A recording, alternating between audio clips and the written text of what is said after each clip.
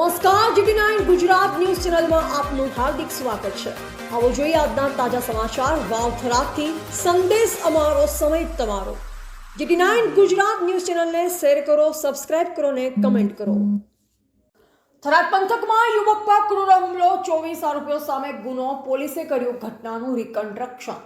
થરાદ પંથકમાં એક યુવક પર થયેલા ક્રૂર હુમલાની ઘટનાએ સમગ્ર વિસ્તારમાં ચકચાર મચાવી દીધી છે। યુવક યુવતી ભાગી જવાના મામલે ઉદ્ભવેલ આ ઘટનાને પગલે પોલીસે તાત્કાલિક કાર્યવાહી હાથ ધરી તપાસને વધુ વેગ આપ્યો છે।